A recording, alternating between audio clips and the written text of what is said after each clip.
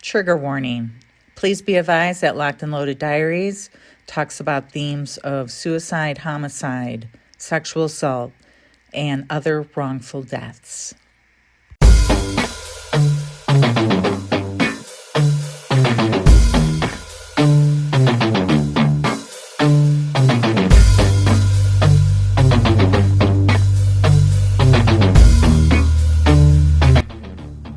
I'm willing to bet that you think most military deaths happen in the combat zone. Think again. Nearly 3/4 of all active duty U.S. military deaths between 2006 and 2020 occurred not in the war theater of Iraq or Syria or Afghanistan, but in places of no conflict. And of that 74%, 93% of deaths happened here on U.S. soil. My name is Kimberly Walker, and I'm an Army combat veteran. These statistics sent me on a goose chase about what was happening in the military and how did these soldiers, sailors, airmen, and Marines actually die? What did the military know about these deaths, and what were they telling these Gold Star families? Well, I went straight to the source. They have done all the legwork. Please join me and my battle buddies and Gold Star mothers, Terry Caserta and Heather Hedge Baker, where on every episode we will talk to a Gold Star family member and find out what happened to their service member versus what the military told them, and the justice that they've never received. Are you ready? Well, we are. Welcome to Locked and Loaded Diaries.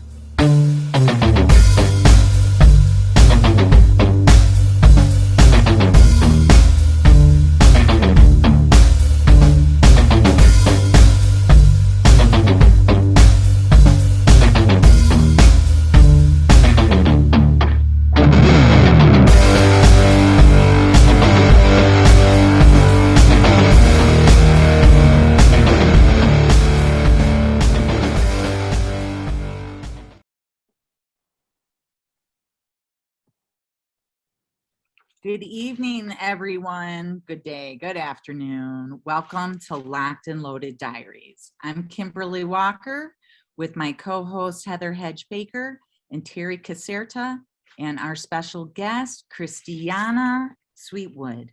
I'm gonna do a little housekeeping right now first, and I just wanna put out a shout out to Chasing and Gray Hughes of So Mean Allegedly podcast.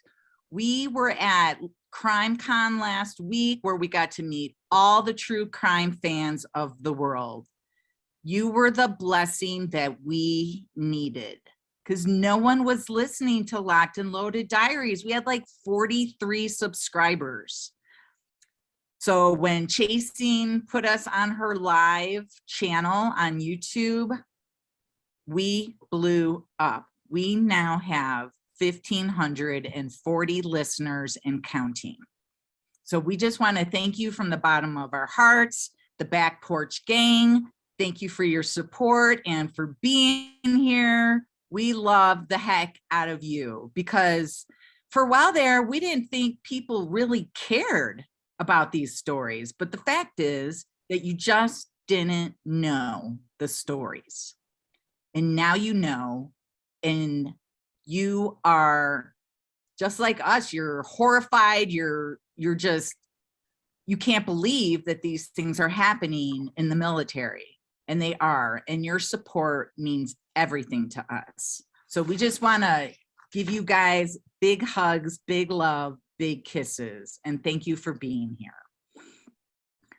Okay, I just wanna take a moment to return the favor to another podcast that's out there. Today is May 5th. Last year, President Joe Biden declared May 5th as Missing and Murdered Indigenous Persons Awareness Day. According to the FBI's National Crime Information Center, there were 5,295 Indigenous women and 4,276 Indigenous men reported missing in 2020 in the United States. Missing and murdered Indigenous women are underrepresented in the media just across the nation, people just don't know. I live in Santa Fe, New Mexico, and Albuquerque and Gallup, New Mexico are one on the top 10 cities of missing and murdered Indigenous and women. So if you could give your time, if you'd like to learn about these deaths and the social justice movement behind it, go ahead and listen to this podcast. It's called We Are Resilient, MMIW True Crime Podcast. MMIW stands for Murdered and Missing Indigenous Women. So let's get on with the show. On the evening of July 30th, 2020, a platoon of assault amphibious vehicles carrying a company of infantry Marines left Clemente Island, California on its way to transport dock Somerset after completing a training raid. While on San Clemente Island, the crew refilled the vehicle with oil and set off again. But the leak eventually caused the transmission to seize up on the return trip. This kicked off a chain of events that ultimately led to the vehicle sinking. There were maintenance oversights, ambiguous training requirements that were not completed, and a failure to regularly perform redeployment evaluations, likely contributed to the summer 2020 amphibious assault vehicle sinking that resulted in the death of 8 Marines and 1 sailor. The Marines and sailor who died that day were Lance Corporal Guillermo S. Perez, a 19-year-old rifleman from New Braunfels, Texas. PFC Brian J. Baltierra, 18 of Corona, California, a rifleman. Lance Corporal Marco A. Barranco, 21 of Montebello, California, a rifleman.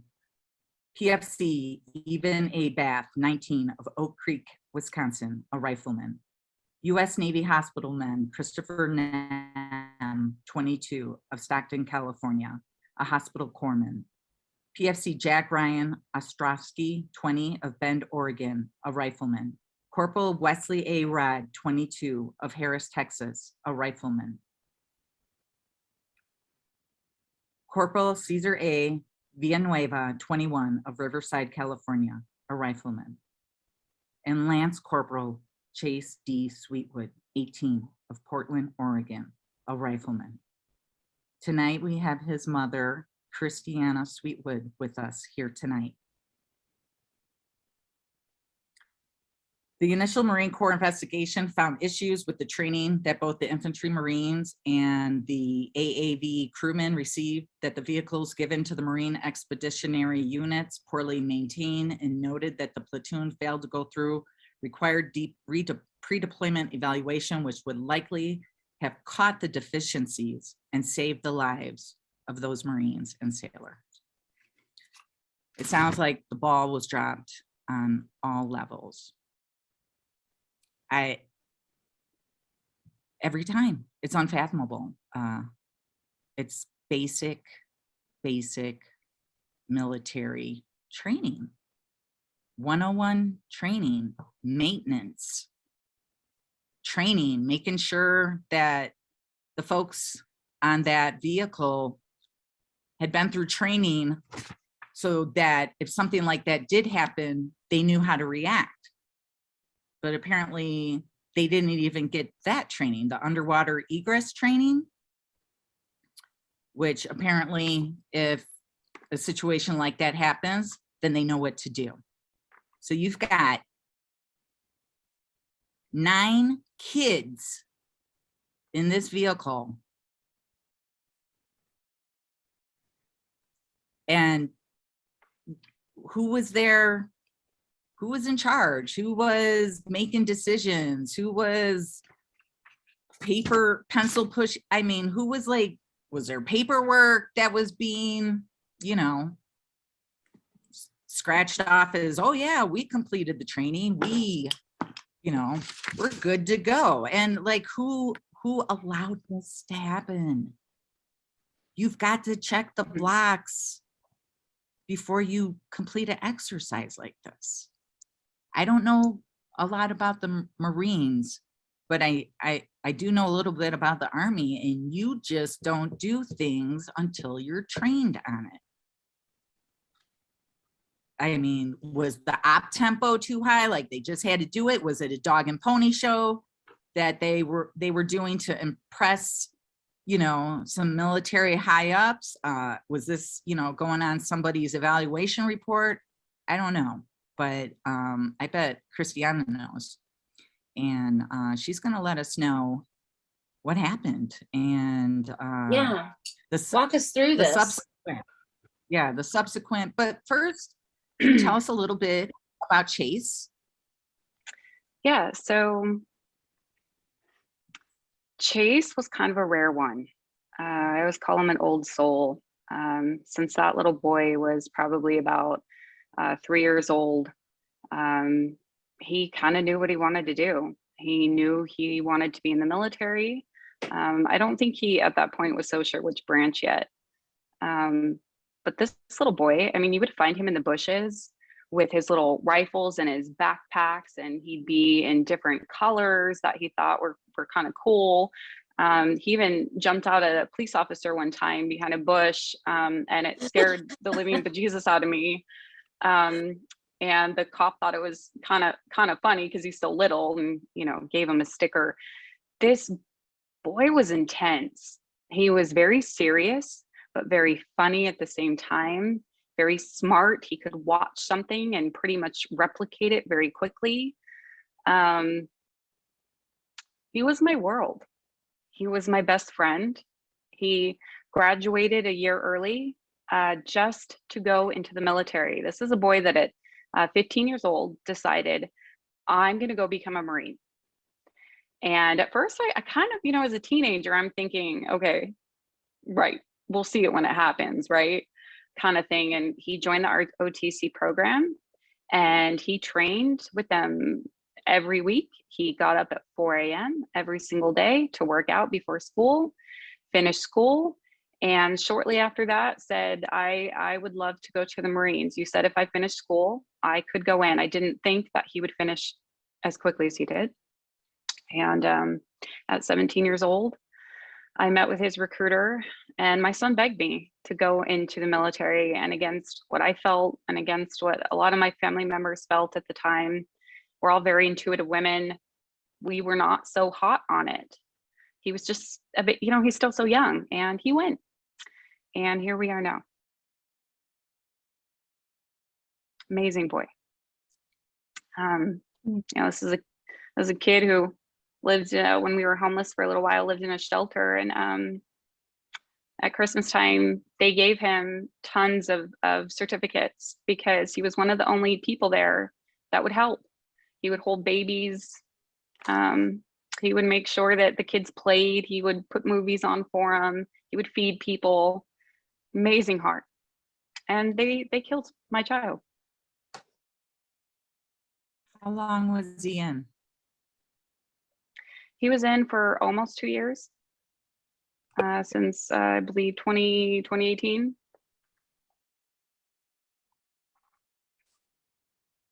And what did they tell you? What happened? Like, can you walk us through the notification? I remember it like it was yesterday. I think we all do. When someone comes to your door. Unfortunately, I got a knock on my door at 7:30 in the morning.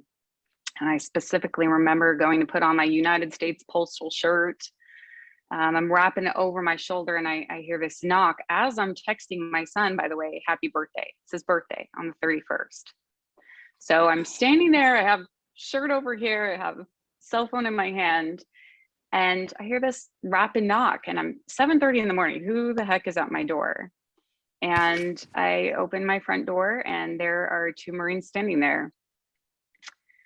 And they gave me just one little sheet of paper from a manila envelope. And on that sheet of paper, it said that he was missing, that he was out on the water that day, and he was missing. And as a mom, I wasn't quite registering what these people were telling me. I'm like, what do you mean he's missing? So my first thought goes to, did he leave? Did he go AWOL? Did he go to Mexico and not come back? What did my child do? And I'm panicking. What do you mean missing? And I just kept rereading that paper over and over and over, and nothing was making sense because I'm not understanding how my child was out on the water. He didn't even tell me that he was doing this. I think I had a deep fear of being in the middle of the ocean. I think my son did not want to tell me that he was going to be in the ocean, especially in an amphibious assault vehicle. So I had no idea, no idea. They did a John Wynne they brought in all resources that they could to look for these boys. Nobody was found. And then we found out about 2 days later that they were officially deceased. So that was what it. happened? Yeah, what happened next? What was your experience with the military? I mean, did they tell you right away, like what really happened? No. Did you have questions that went unanswered? Yes. I still have questions that are unanswered, and I have 5,000 pages sitting in my basement, and I still have I believe about 20% of the truth. They're just lie after lie. We were originally told that they were inside the AAV, that all of their bodies they had sunk in this AAV, and they were inside at the bottom. That is not true. They were in a circle underneath the water around the whole AAV, all of their bodies. So for 8 days, our children were laying at the bottom of the ocean floor, not in an AAV. Why? I mean, did they have any explanation? That is weird. No. Is it not weird? No. We have theories. We have some people that say maybe as it was going down, that because the way they had been hit by the other AAV that didn't follow their SOP, supposedly, that came to the side and hit them, because when they went out there, you're talking they were in about 13-foot swells, if not bigger. So they were stuck inside the AAV. So by the time that they had opened the hatch to be able to get out, they got hit. They went over. The wave came in, pushed a bunch of them to the back of the vehicle, and it went down. And they think it may have gone down so rapidly that their bodies may have just come up in the process. But something still just feels like it's not. But you said they were in a circle. Yes, they were. I have footage. I have the footage. That doesn't make sense. How they would all float and land down then in that perfect pattern.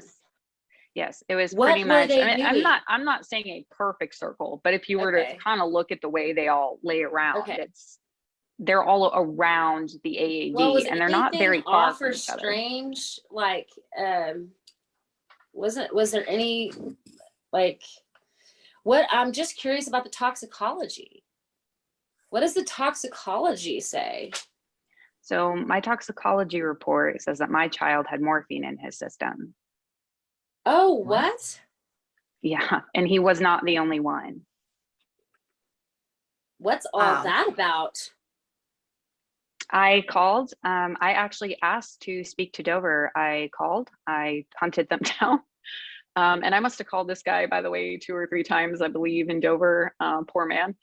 And I asked him, how is it that, how did this, was he hurt from somewhere? Or was he sick maybe on the ship before he left?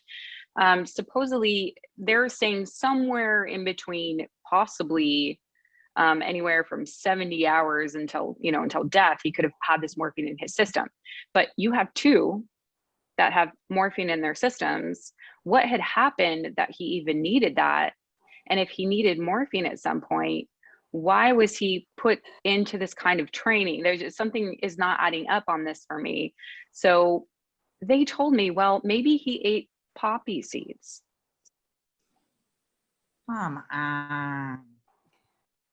Poppy seeds? Really? Okay. He just found a poppy field somewhere. Yes, that's he said it's it's happened before in certain cases. I said okay. So Really? then Telling on yourself now, aren't you? right? So then I went on the hunt for medical records. The medical records, in all honesty, Yep. in some ways is almost worse what I found in the medical records than him. I'm amazed that he even died, that he even got to this training and died here, and that he did not die What? several times before. So What he can you tell us about that? So he had, even from the time he was in boot camp, he was having anaphylactic shock. He was going into anaphylactic shock. So they could not figure out what it was. He almost didn't make it out of boot camp because of this. They almost didn't let him graduate. So he said, you know, please let me push on. I can do this. But they failed to do a prick test. So they didn't actually try and find out what was going on here. And then slowly over time, it happened again and again. In fact, a week before he left for training, he had it happen again, and they just kind of stuck him with an EpiPen. Here you go, here's an EpiPen. But the problem is that now this time, the last time, he needed not one, but he had to go track down a second one. This is now 4 or 5 times of this happening. Why is he not being seen by somebody who should be finding out what's going on with this, you know, at the time 17, now 18-year-old boy? Why is he, what's going on? He's, you know, it could kill him. And now we're going to send him on this training and then send him on deployment. He may not have even survived deployment, to be honest with you. Yeah. But he also had a foot that had a cyst in it because he hurt his ankle and it kept swelling like the size of a softball. And we found out that his foot probably would not have ever been the same. He couldn't even skateboard anymore. So they were supposed to do surgery, didn't do surgery. They took him off of light duty June 24th. He would be alive had they decided, hey, we probably should get him in for surgery. He'd be alive. So they failed at every level. Yeah.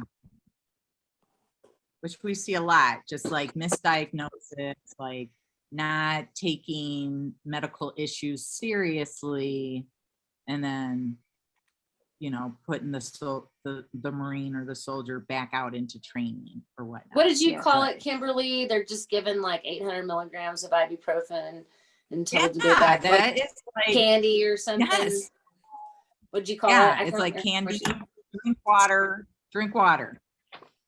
That is like the military's go-to for medical care. And so they never really try to find the root cause of anything. They just, you know, they could have caught, you know, some, you know, the only reason I'm mentioning this is because of the negligent medical malpractice. You know, I identify with that in Caleb's case. That's all, you know. You mentioned something about some training that they didn't receive. Can you tell us more about that? Yeah, so they should have all had egress training. And remind you, there are 2 of these boys that didn't even pass their swimming qualifications. So they never should have been there even to begin with, but they should have had training where they put you in it's a form of simulator. They put you under the water in this contraption and they teach you, right, how to get out of this thing. Mm-hmm. They did not do that. I know my son didn't do that. He had a little bit of on land training, just getting familiar with what the AAV was, but nothing in the water that showed them how to do these things. And they also were not shown properly how to deal with their life vests. So this is also part of the problem. So they didn't do there because some of them had worked the night before. A lot of these kids were tired on top of it. Some of them had worked the night before and they were not given the brief on how to deal with their life vests. So another fail. This was the first time any of them had splashed. The first time there was no leadership there with them that day on San Clemente Island. They had nobody. They're just a bunch of kids. They literally threw them into the ocean and said, time to sink or swim. Well, it's not funny because obviously they sank. They were left alone that day.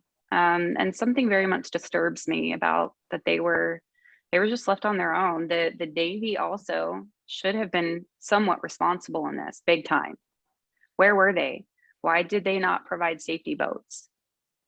Why were they as far out as they were? Why were they doing training? Because they were doing their own Halo training on top of having to be responsible for these kids that are out in the water. Where were you They've guys never that been day? trained before. This was their very first time out on the water, and they've never been trained. Yes. Wow. Yes. Have you gotten any answers to these questions? I'm assuming you asked them, and I'm assuming they had some gibberish to say. Yeah, so all the questions went like this. Like, if I could show you correctly, this is where the answers went. It was just a crap show of, we're going to point the finger every which way. Like, if my grandma was sitting there, I'm pretty sure they would have blamed it on my grandmother. Yeah. She had something to do with it. I don't know. Yeah. Shirking responsibility. Yes, 100%. And the thing is what is so ironic, you guys, is that Commandant Berger of the Marine Corps was on the West Coast doing a tour of, guess what he was talking about? Training and readiness. He met with Bronzy, the man that was on the Somerset, that was over what our boys were doing that day, by the way. 2 days on the 28th, he met with this man. And now all these boys are gone. And you're sitting there preaching about training and readiness. He's the one that gave the press conference the day our boys died. He was there. He knows more than he is saying also. It's just blah, blah, blah. Blah, blah, blah. So he is just as accountable in this. These are his Marines. If he can't do his job and make sure that the Marine Corps is up to standard, he needs to step down. Exactly. He's still in the Marine Corps. Agreed. Yeah. He's They still in the probably Marine Corps, promoted him. right? Or quietly retired him with benefits. And that's usually what happens with senior leaders. Right. And that's been our biggest problem. Nobody we've had BOI hearings, which are military hearings on bases. We've had one in Quantico. We've had some at Camp Pendleton. What a joke. What a joke. Just nobody, and anyone that did get just like this much of accountability, we're already up for almost retirement anyways. So they're still retiring, you're right, with full benefits, their life, while my son's never coming home. And when I say that all of these family members, that our lives have very much fallen apart, I really mean that. We were not only victimized when our children died, we were victimized by the Marine Corps also. Yeah. Yeah. That's how it is, guys. I'm so sorry to have to say. That is a commonality a thread between all of our cases. Yep. It sure is. And they bamboozle us in different ways. Yeah, it's one of those things where, and I've said this from the beginning, I do not believe that my child's death was an accident. You cannot call this an accident, and you sure as hell cannot call this a mishap. There was so much wrong that day. That's murder. I'm sorry to say this so bluntly, but this is murder. Homicide, if nothing else. Yes, and there's something premeditated. Yeah, right. But I don't even know that I believe that anymore, to be honest with you. I think there's so many things that are not right here that I nothing would surprise me anymore. Nothing. Sorry, I didn't mean to interrupt you. So what are your thoughts on that? If you can tell us what you think. I know there's some things in your story you can't talk about, but what are your thoughts on what happened? My thoughts, and I'm going to say my thoughts because I'm not going to say my opinion or I'm accusing anybody. Correct. Right. But my thoughts and my gut as a mother, because this was my son, I feel like this was orchestrated on purpose. And that's my honest thought. And I think sometimes when your child dies in the wrong way, they come back and they tell you that, hey, something's not right here, mom. I did not die right here. And they haunt you. Mm-hmm. And that was very much my case. And especially when you start seeing those red flags and things that are just don't make any good sense. You know, it's this Yes. gaslighting. Yeah. And you can't be straightforward with an answer. Yeah. Why And we're if bringing you evidence didn't, ourselves and things. right. If you didn't do anything wrong, why are you lying? What are you covering up? That, you know, you say that we are the best of the best. You're sure as hell not giving them the best of the best. That's for sure, in any way, shape, or form. You say you have this you guys are supposed to have this high moral high ground, and you lie just to get your organization out of anything possible.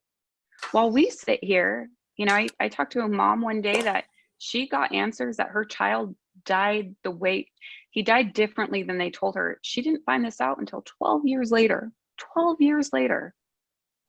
What would it kill anybody just to tell the truth? Give mothers, give family members, give wives, give their siblings, their children peace. I can't have peace until I know what truthfully happened to these boys. We need transparency. We demand it. Yes. As mothers. Yes. And families. Concerned citizens, families, Kimberly, you know? The American, go ahead, Kimberly. If they admit their wrongdoings, that might be a career ender, and God forbid you don't get your 20-year pension because obviously you're too incompetent to do anything else outside the military. It's all about that glorious pension and promotion potential, and they will step on the dead bodies of the boys and girls of America to get that. And if America knew what was happening at like the rate that it's happening, that 75% of all military deaths are non-combat, parents wouldn't let their kids enlist. Right. So, Christiana, what do you think happened that day?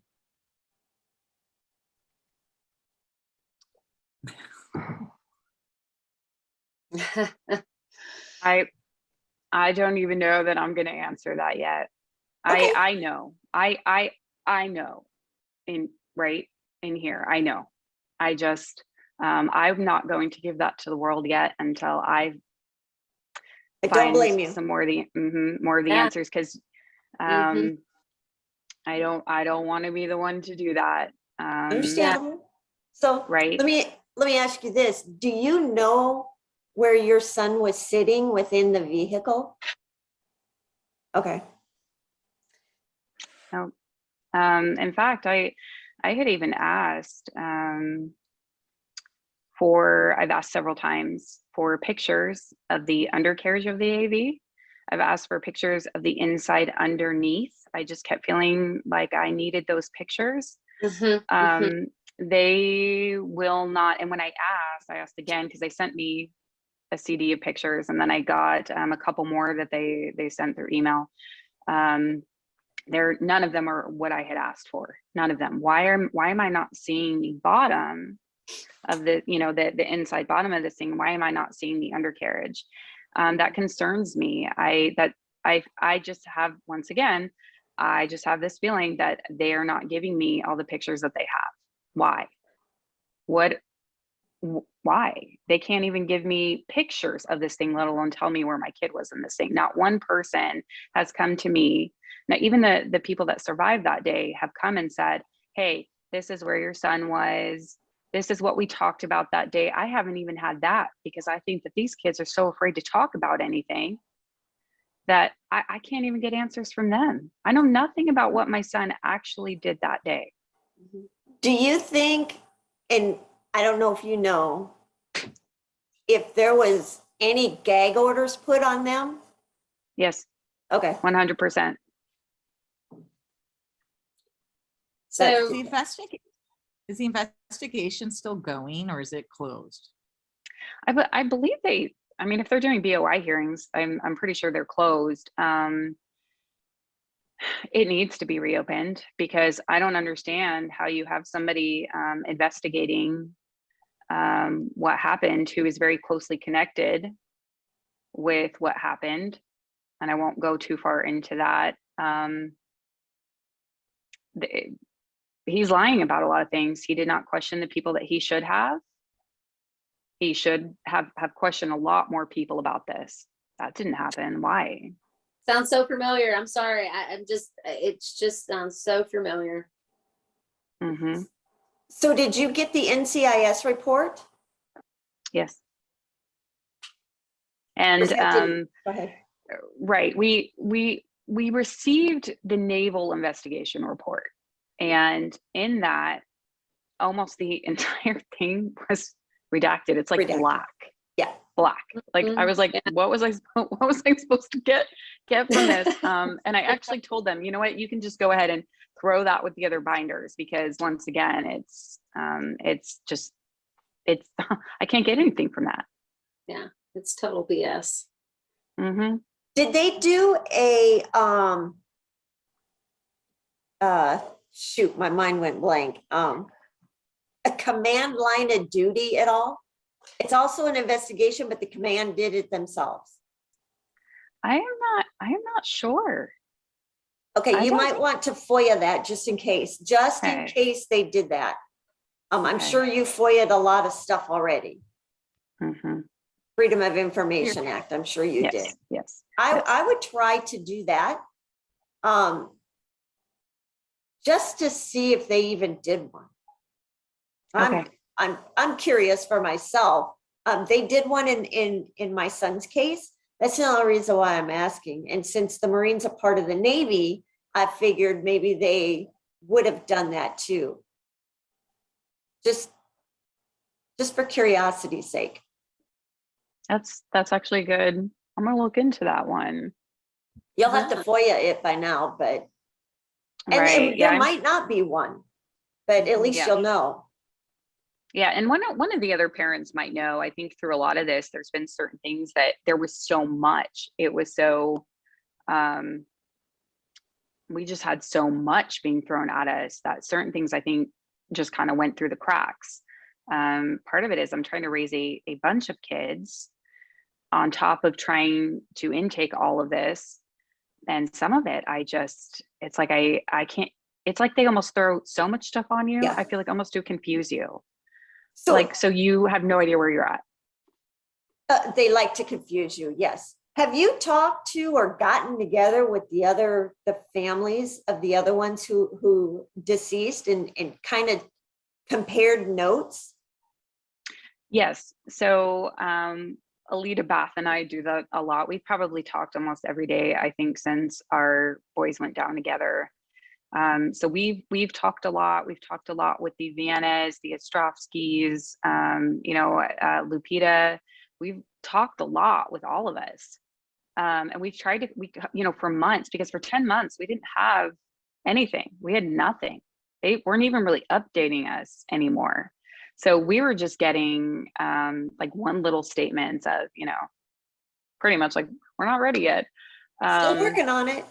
Yeah. So, but we all came together and, all the time we're going over scenarios and over what could have happened here. And did you hear this? And did you get that? And we really worked as a team and as a family to try and do this. But once again, you're trying to do all this with a lot of parents who are grieving, and that can be hard in itself. That can be re-traumatizing all in itself. So one other question, I'm going to assume that pretty much you guys got the NCIS reports within a day or two of each other. Have you compared your report to the other families just to see if they were consistent? No, and I think a lot of that has to do with there was just too much. There was that much. I mean, the first round was 2,000 pages. So I think, some parents for days stayed awake I know especially Peter Viana did, and Peter Ostrowski probably did, just Carlos Baltiera, you know, they really tried to go through it. But so much of it is like, it doesn't even make sense why some of it's in there. Right. So, you know, that's something that maybe we should do. But I know Alita and I have compared a lot of other things. We've compared our kids' autopsy reports, stuff like that. And that's a rough one, let me tell you. Were they pretty consistent with each other? I think so, but we have redacted, of course, redacted autopsies as well. So we have no insides, no anything like that. And most people would say, you're crazy, why would you want to look at that? But I wanted to make sure that I had everything. And so I looked to make sure I had what I needed, and I do not. Girl, How are you going to redact an autopsy? How do you redact an autopsy? That's his body. I don't know.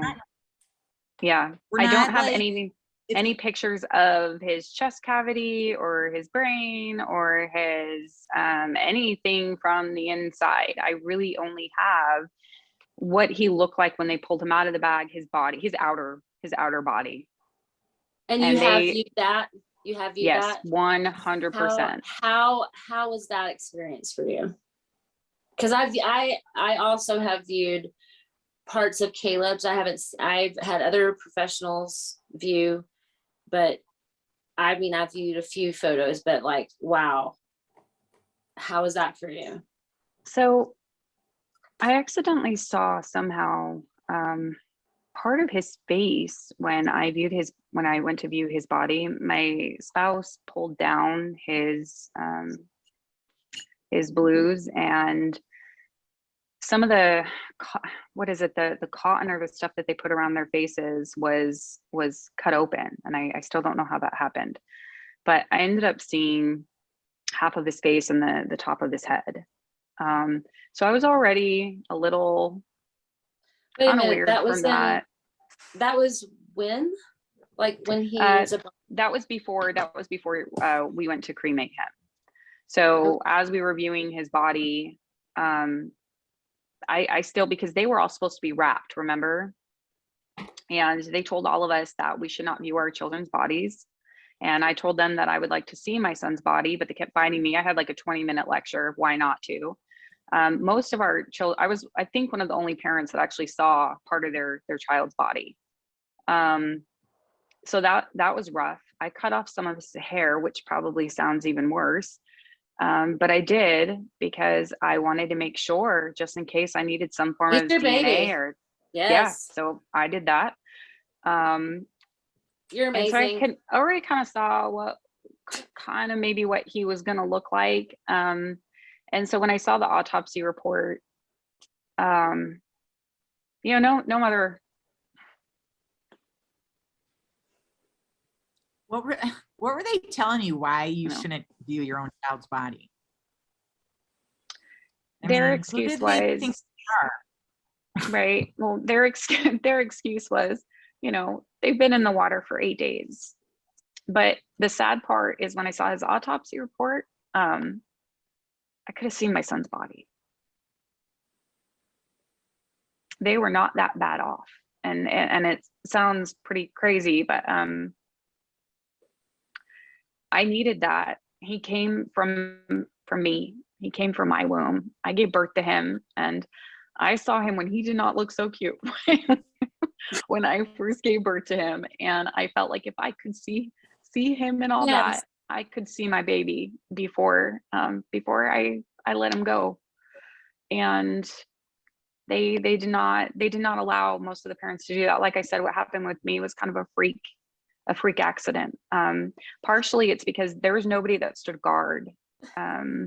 They just kind of left his body there, and that was it. So nobody stood guard with him, and they just kind of like left his body at the mortuary. And I still don't know what happened there, really. I asked, and they said, well, you have to request that. I said, oh, okay. Yeah, they're supposed to. So yeah. So these are the lies that I continually get. Yeah. That's why they're there. They travel with the body. Right. So yeah, so somehow within that time there was some freak thing, and you know, but in some regards, if you think about it, I got to say goodbye to my son alone. And Yeah. I pushed that button. I always told him, I brought you into this world, honey, I'm going to take you out of this world. And I literally pressed that button and I took him out of this world. You are a brave, brave woman. You're a warrior. And you guys are amazing. What you guys are doing to bond together and come together. And here we are. And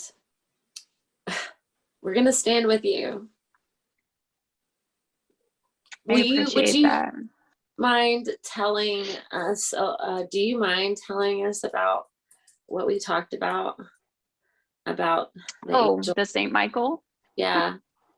So, so St. Michael, he was coming home for the holidays, and my little sister just so happened to be in Rome, and I really, really, really begged her. I mean, I begged her, Sierra, can you pick up a little necklace for him that has St. Michael on it? I need to give this to him as a present. And I felt very, very strongly about this. And she said, yeah, let me see what I can do. She sent me the most beautiful little St. Michael's necklace. So I got that, and I told him, you need to wear this to be safe, because whatever you believe in, I don't care what you believe in, as a mother, this is what I feel like is going to keep you safe. Can you just wear it for me? And Yeah. he said yes. So my mom lived in San Diego at the time, saw him every weekend, by the way, and she did not know of this necklace release. She did not know that she never saw it on him, which told me something very big. It told me that maybe he only wore it when he was afraid or when he was training. And this is a boy who skydived. Okay, this kid really did not have a lot of fear. So whatever he was doing this day, he had to have been somewhat scared. So when he died, I knew that necklace was on his body, and I begged. I looked through his things that I had picked up at the memorial. I said, where is this necklace? And I'm looking everywhere. I'm throwing stuff out of this stupid box. Where is it? Can't find it, freaking out and crying. I show up when we get his body, off the airplane. And his friend comes up, who's a Marine, and hands me that little red bag. And it has his watch, which somehow still worked, by the way, being 385 feet down in the water for 8 days. Somehow that watch still worked. And his St. Michael's necklace. And what was so interesting is when he had first died, I had a dream, and I saw St. Michael literally shooting down into the water to pick my son's body up out of the water and bring him home. And there was something so powerful in that message. I knew he was okay, and I knew who he was with, and I knew he was home. And the crazy thing is, I wasn't the only mother that had that experience with our boys in the AAV. So there was something very special about these boys, and there was somebody there that day to help them cross over. So very powerful. Can I share a quick something about that? I had an experience shortly after Caleb passed away I just kind of had this intuition to drive a certain way in Lubbock, and it ended up it took me to this Silent Wings Museum, which is right outside the Lubbock airport. And Caleb was a paratrooper. So it's just like, here I am in front of this airport, my heart's crushed. I had this weird experience kind of like that, where it seemed like he came down like this enormous angel and landed and like kneeled down where I was the only person in the parking lot. It was late at night, and stuck out this big giant hand, and then it was like this image of me putting my hand in his, and then this just like him like taking off into the air, like, see you later, mom, and taking off into the air. So I hope and pray that our boys are all up there taking care, protecting, and leading these young servicemen and women who are perishing. At least they're leading them into heaven safely. God bless you, sister. It's an honor to know you. I remember you telling me about how you felt seeing those boys come up off the ocean. Do you mind? Yeah, so they were all at the bottom, obviously, of the stupid ocean. I hate Poseidon right now. They were down there, and they actually sent down kind of like these big metal crates, like what you would maybe sit in so the sharks could swim around, something kind of similar. And they hoisted those down into the water, and they had some pretty amazing technology, and they videotaped it while they were doing it. And they would pick them up by the belts, and they would put them into these crates. And it was pretty brutal watching this, by the way. And they did have sea urchins on them. That I know that's graphic. And as they're coming up, they're kind of, you know, trying to shake some of these off. That was pretty hard to watch. But when they brought them up and put them in their body bags, you know, of course, the tag on them just says mishap, which is kind of a slap in the face to see that. But it was just very, very, very hard to watch. Have you or any other of the family members spoke in front of Congress about this yet? So we had a couple dads, and two of them, they spoke to, they actually spoke with John Garamendi, I believe. And they spoke at a hearing, and they did a great job. That was about the furthest we got. And we have, you know, several of us, there's so many of us, of course, we're all talking to all these different people. We have gone absolutely nowhere. Nowhere. It's like nobody cares. How do you kill nine kids in one instant and nobody cares about anything changing? And the worst part is, as I said, this is just going to keep happening. And here we are. I mean, how many recently have you all watched? It seems like once a week I am watching a military death go down like this. And I don't want to hear the excuse from anybody. Well, they train hard, they're in the military. This is what the no, I'll stop you any day, any time. And I'm going to tell you, my son did not sign up to be murdered by not by negligence, not by medical negligence. Our kids didn't sign up for that. Period. No, they deserve to die. Yeah. Yes, there you go. That's another one. And it's so sad because I'm very pro-military my whole life. My whole life, I have loved the military. I always looked up to my grandfather, who was Air Force, and it's like I feel like my whole life I've been lied to. You know, like when you find out there's no Santa Claus, I kind of feel that way now. Like, how are this many kids dying at this rapid? And it's rapid, if you've noticed. And yes. And all these people sitting at the top. What are you doing? Maybe your child in Congress needs to die the way my son did. We've been saying that for 4 years. When we were trying to get the Brandon Act passed, we kept telling them, if it was your child, you would be singing a different tune. And they would be. Yes. Things would change if it was their child. We know that. All we do, we get lie after lie after lie. And nobody can come forward because of all the gag orders that are placed on the survivors or the people in the command. And that is unfair to the rest of the family.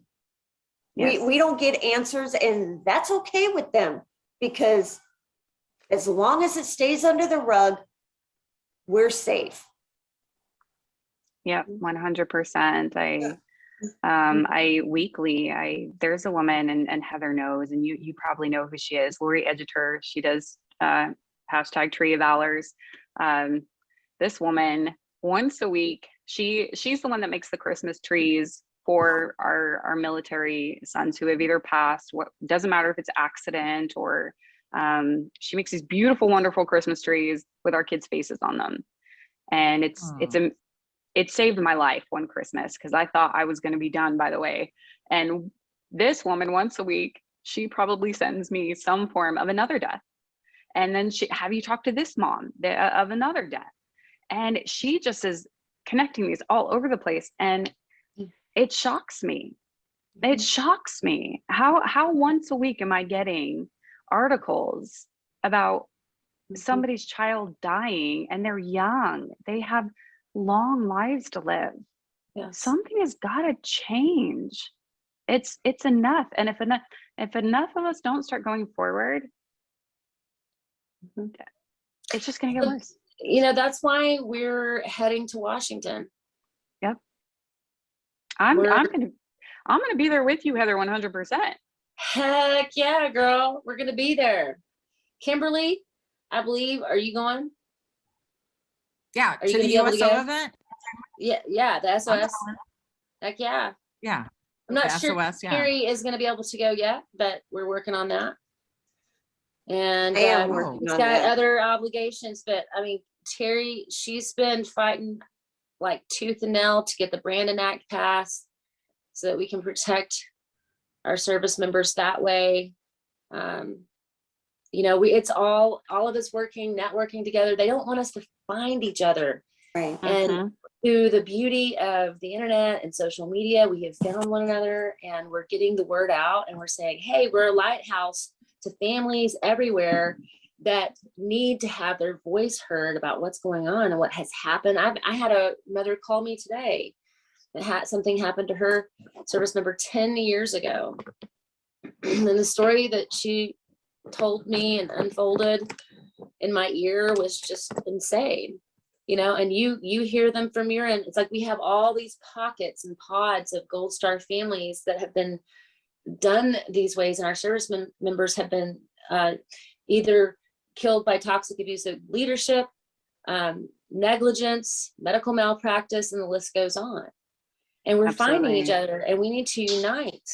And we're asking all the families that have these situations occur to please don't do this alone. Like, we're all here. We want to unite together. Yeah. And think of it this way, you guys, you know how, Kimberly, when you first get on, you say 75% of deaths in the military are non-combat. Now think of it this way, we are no longer at war. Yes. It's going to be 100% of our military service members dying in non-combat deaths. Yes. Absolutely. On US soil. Yeah. On US military bases. Yeah. Where they're And supposed to be safe. And they needed, they're trying to even get away from, you know, accountability in saying things like, you know, Danielle Lucky, you know, she died on a ship. So she died on a ship. It wasn't American soil. That is phony baloney. And we all know it. No. A ship anywhere in the ocean that's US is US soil. A base anywhere in this world is US soil. We're calling you on it. We know, and you know. Come on. We're not stupid. We've heard better excuses from, I've heard better excuses from my fourth graders. I have. God bless those children. Yeah. God bless America. But when a grown man or woman stands before you and looks you in the eye, or, you know, looks across the table at you and, you know, spews these lies, and you serve it to them hot and fresh with evidence, they don't know what to do, and they don't say anything because they don't have to. Well, at least you got to talk to yours. Exactly. I know, right?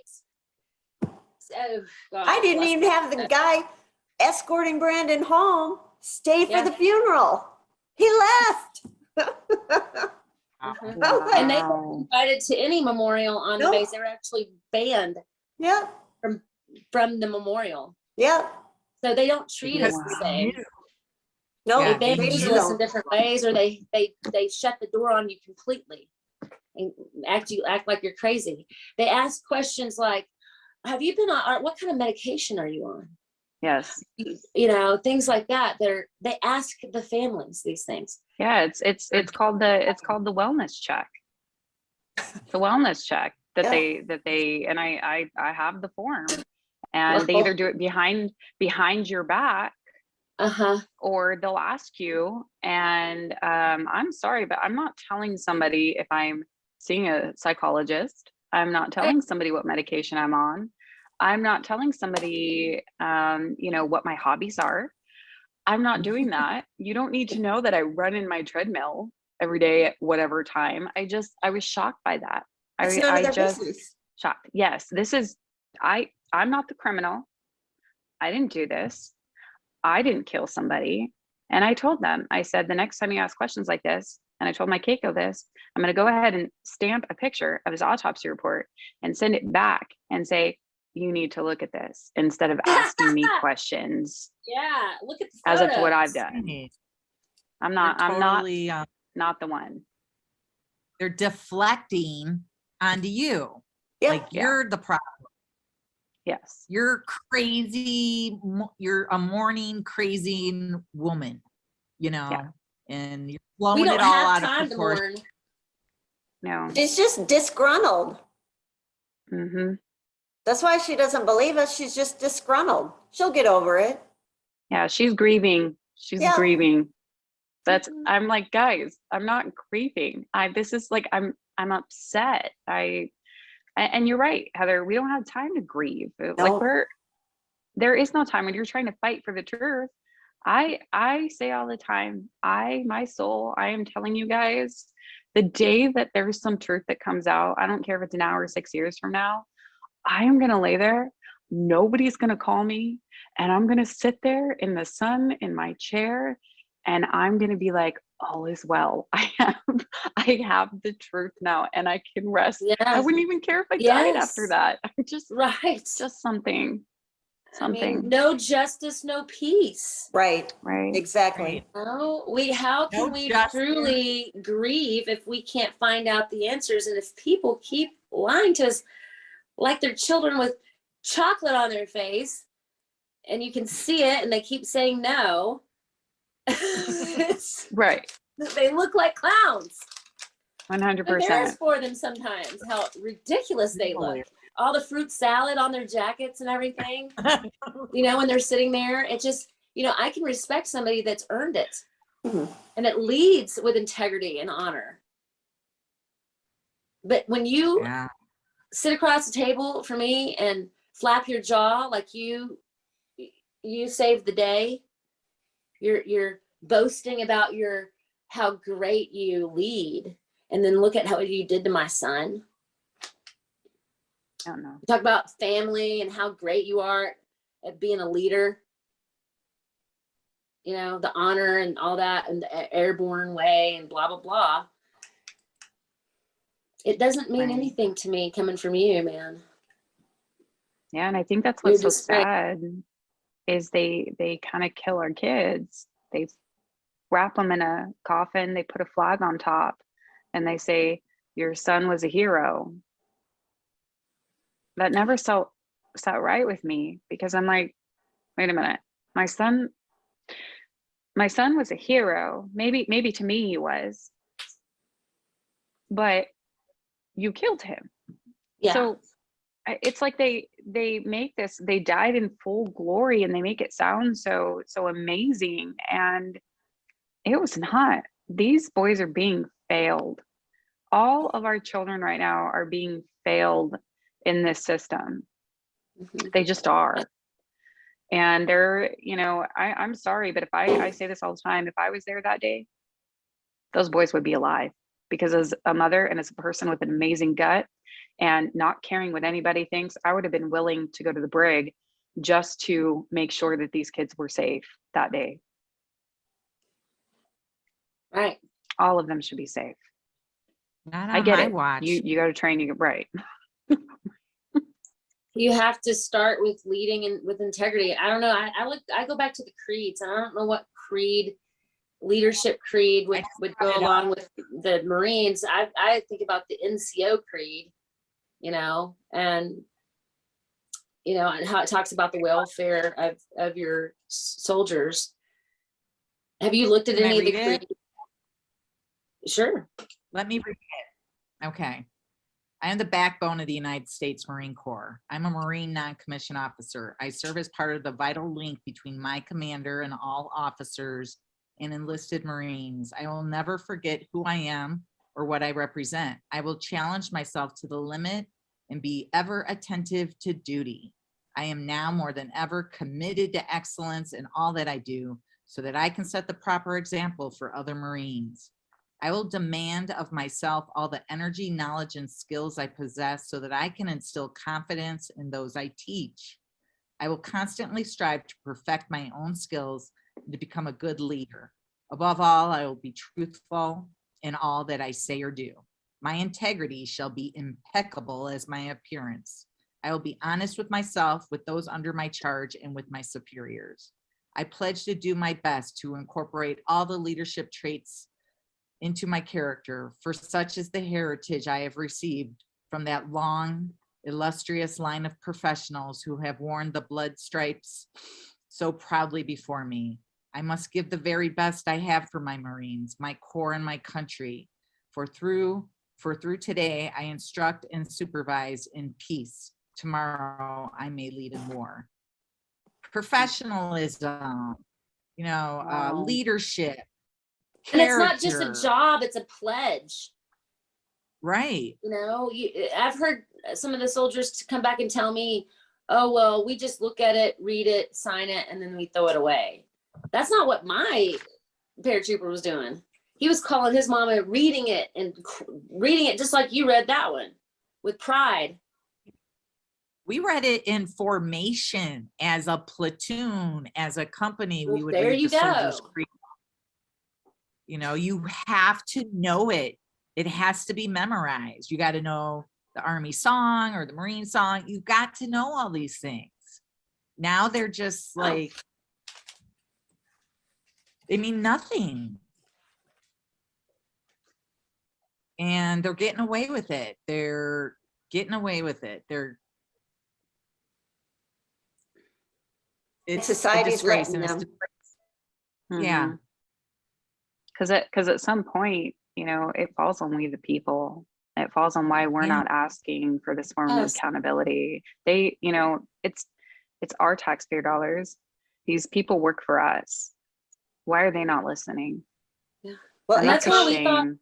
we the people should know. We want America to know about what's going on so that you guys can please contact your congressman or woman or senator. And we need you guys to, actually, Kimberly, you said it really nicely last night on a live. How did you phrase it? I don't know. I was in a rage last night. It was really good. I'm gonna go ahead and I'm gonna quote Representative Jackie Spear. And she says, we need to expand the Ferris Doctrine reform to deal with gross negligence in situations like this, because the lives that are being lost are real lives. It's part of a systemic problem in the military, the overreaching power of the Ferris Doctrine that keeps them from being accountable. Yep. Yeah. When did she, sorry. That's okay. She said that in the Marine Times article published on July 29th, 2021. It's the one that you sent us, that article. Okay, yeah. We just tried to talk to her people recently. And I don't think she's, yeah. In fact, I had asked about trying to deal with Ferris Doctrine, and they were nice. That's not what the problem is here. It's just that it ended up turning into, they wanted to talk to me about how to change what's going on with the way that CAICOs handle, with families and how to make their training better and things like that for CAICOs. the casualty assistance officer, sorry. Okay. But then nothing went anywhere in terms of Ferris. And I think that she just thinks that it's too hard to get there or something. I don't know what's going on, but I can tell you. who can you? Take it away, Terry. It's my opinion. If you open the Ferris Doctrine to negligence, isn't that what you said? The government is going to go broke.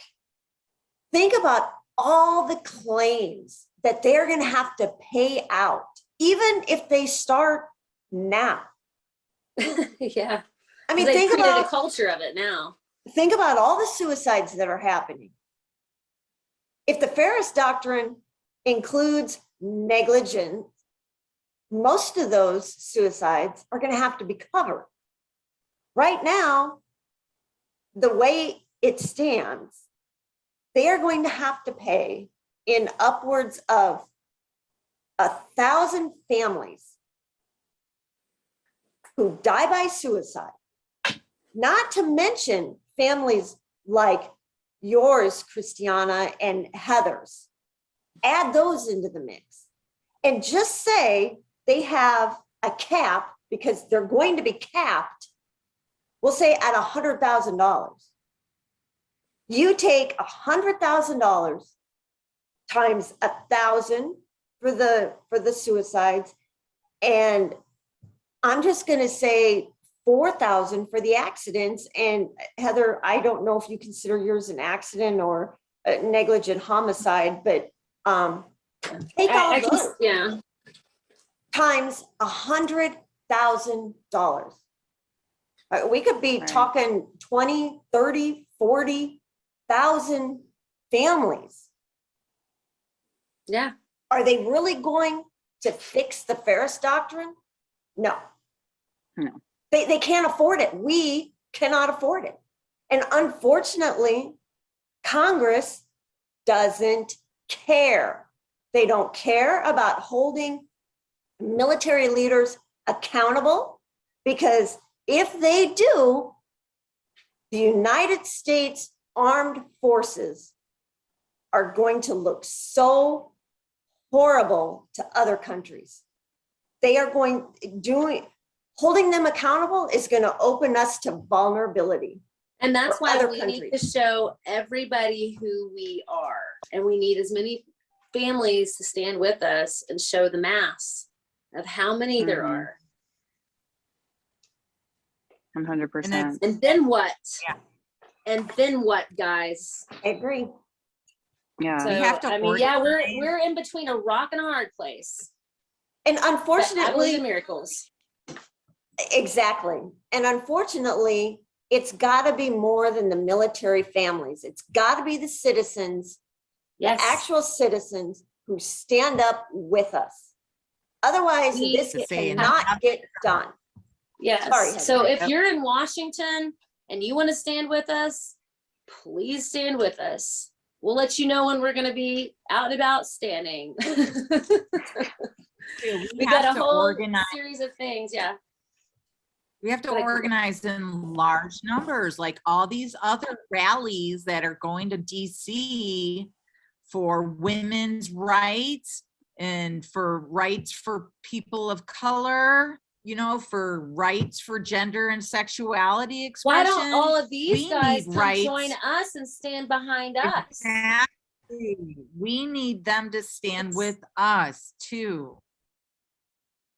Yep. That's because a group of 50 of us outside the Capitol isn't going to do shit. We need to be there in the thousands. Yep. Hundreds of thousands. Yes. Yes. Hey, it's a dream, and we know what happens when we dream. Right. A lot of people think, oh, you're not going to change anything. You can't do it. Well, so I should stop trying. Look at me with the Brandon Act. I'm sorry. Do you know how many people, my whole family told me it would never pass? Well, guess what? Yes, it took 2.5 years, but you know what? President Biden signed it on December 27th, 2021. We're moms. So This miracles is what we do. happen. This is, I'm Yes. sorry. We're Because not we love politicians. America and we love Yep. our kids. I'm a teacher. I've been teaching 19 years the children of America, and I care about our future, and that's what this is all about, is protecting our future. Exactly.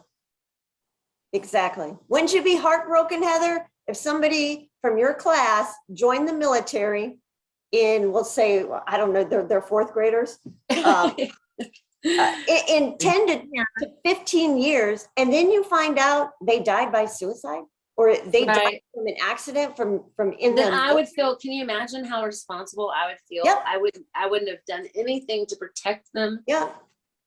And so Yeah. I can't sit around and eat bonbons on the couch and not grieve, and just, get over myself, get over my grieving. It's not about me, guys. Okay. Right. It's about all of us coming together and showing en masse that we're here. Yeah. That and everybody's voice gets to be heard. Caleb's not the only one. He's beautiful and I love him, but I speak about so many families. My heart is so broken for so many families, and I can't shut up. And I'm not going to shut up. You shouldn't. No. So I know we kind of got to sit down and shut up. That's No, going to go make me fight even harder. I will fight even harder if you try to Yes. stop me. Yes. Yeah. Yes. Don't deter us Right. with your stupid opinions. What I should do. You should move on. Christiana. You should move on, Heather. No, You should move on. I'm willing to lose whatever I have to get somewhere with Yes. this. I really am. I really don't care. And unfortunately, I was kind of a tyrant before, but I think the military, maybe I should thank them in a way. They made me even more of a tyrant. And not in a mean way, just I am not taking, I don't like no. I do not like the word no. My husband will tell you, I don't like the word no. So I'm going to keep going, and I'm going to get to where I need, and I will be with anybody and will support anybody to get there. Because these moms, every week we're talking to more and more moms this past few weeks, and their stories just, I can't tolerate it, and I can't watch it. Yeah. And I'm done watching. Yeah. We got this. So we have to act. Yes. And so we need support from you guys. If you are interested in supporting us, we are looking for maybe somebody that would like to sponsor a family to get to Washington. Right. That could look like sharing your air miles and buying a family or a family member a ticket, because you can imagine that's just one person, right? So some of us have spouses, and so there's as much a part of this as, like, I'm thinking about Patrick, Caserta. He's actually going to be starting a podcast soon, which I'm really excited about. I'm gonna let Terry tell us about that. But back to sponsoring us, please, if you're interested in doing that, it would be so amazing, because we would love to take care of these families. So you can email us at lockedandloadeddiaries@gmail.com. You can go to usmilitary.lockedandloaded.com. That's our website. And there is a donate button there. Okay, Terry, tell us about Patrick's podcast. It's going to be part of Locked and Loaded. Well, we're going to upload it to Locked and Loaded. Yes. It's going to go on our foundation page, the Brandon Caserta Foundation. What he is going to do is he's going to take articles from, like, the recent ones from the George Washington. We all know that they had 9-10 suicide deaths in that many months. He's going to take an article and break it down from a Navy perspective, because my husband is Okay. a 22-year retired Navy senior chief and counselor, and a recruit, was in charge of recruiting.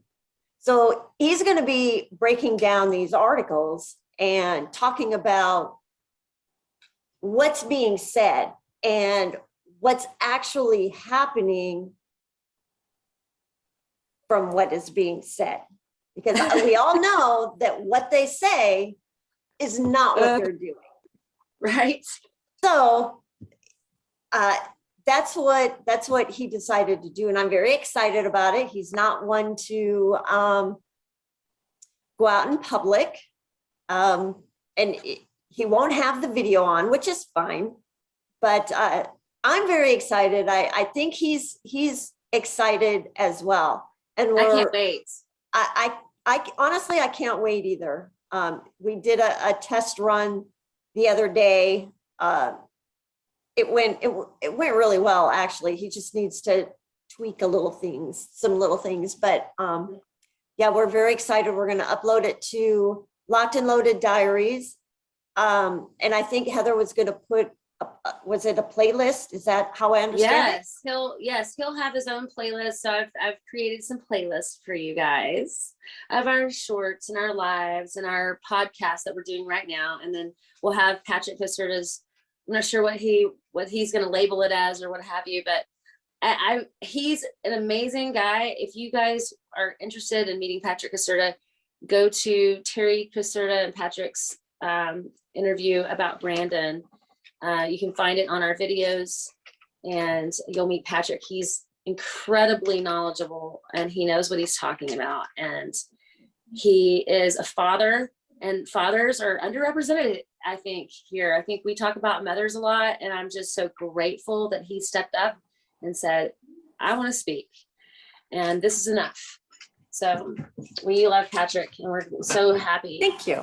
He's getting to do this, and we're happy that you're going to get to, or that you're going to upload it to Locked and Loaded so that we can all hear and enjoy. Thank you. Yeah. Christiana, is there anything you'd like to say to the American people?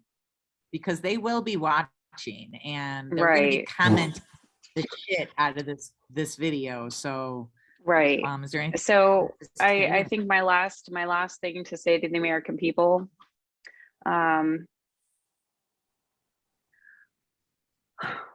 please, before your kids decide that they want to go into the military, please talk to them, really talk to them.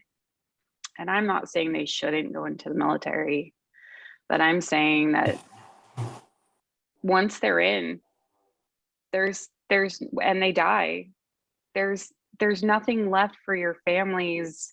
You know, when they die, it's like we kind of die with them. And then we, on top of it, have to try and get truth. And every day I wake up and I just wish all the time that I just had a little bit more truth, a little bit more, to find out what happened to my son that I'm never going to see again. It'll be his 21st birthday this year. Didn't even get to get a driver's license, or I still think he was a virgin. All these things. Right. And right. And you really got to talk with your kids, because that it could be goodbye, and it could be goodbye very, very quickly. And I believe in supporting our country. I believe in defending our country. But I don't believe in sending these kids anymore into an institution where they're just going to be killed. Yes. So your kids need to be aware of the dirty things that go on with this entity, not the badass, Black Rifle Coffee, going down. That's not how it always goes out in the military. So they really just need to be way more informed. Inform the heck out of your kids, because you don't want to be in our shoes. This is not a club that you want to be a part of. We didn't know this existed. We're behind, our loved ones die behind enemy lines of the same country they swore to defend. Yeah. Annette Lucky, the mother of Danielle Lucky, said the worst thing anybody has ever called me is a Gold Star mother. Yes. Yes, she says that. Yes. And she's right. You know, when they gave me that star, and then I found out on top of it that there's different levels of Gold Star family members, by the way, in case other people didn't know that, there are. Once I found that out, We don't. Oh my goodness. yeah, so you can take that Gold Star, to me, that little pendant you sent me at this Right point, here. and you can That shove one it right somewhere else. Yeah, I don't even wear mine anymore. That's how upset I am still. I feel like I take no honor in that, because you won't give me the truth. You won't tell me what happened to my child. There was no honor in any of this that happened. Forget your Gold Star. I'm sorry. I'm sorry to say that. I just still very, very butthurt about that. Yeah. I used to could see or take solace in anybody in uniform, and now I just can't. It's almost like I can't wear camouflage. I can't. Like, I'll do maybe like a green, but it's just hard for me to wear camo anymore, where I used to find comfort in it, you know. So it's ruins the taste. I feel ya. Maybe No, maybe it'll get better later. Sorry. That's okay. Good. You know, I served 17 years and my heart's broken. I'm disillusioned. I'm like questioning, you know, an organization that I was loyal to the bone to, you know, and now I'm just like, and you know, on social media and stuff like that, I don't really get a lot of support from my veteran peers or my current, you know, friends that I know that are still serving. Nobody says holy shit or oh my God. It's just like crickets, you know.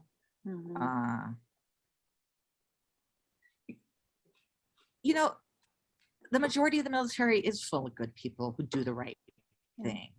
Yeah. But, you know,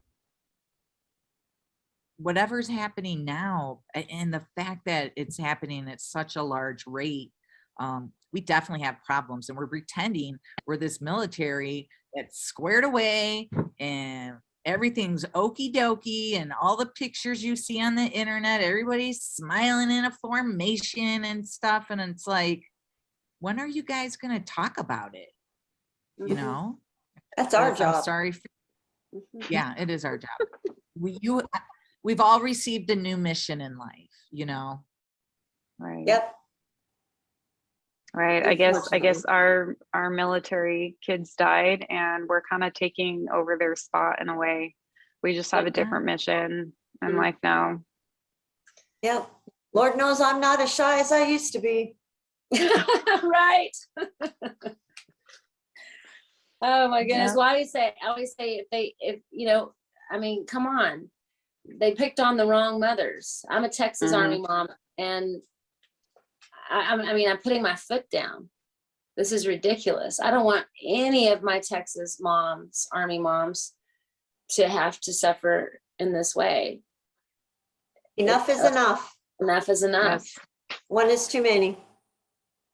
Amen.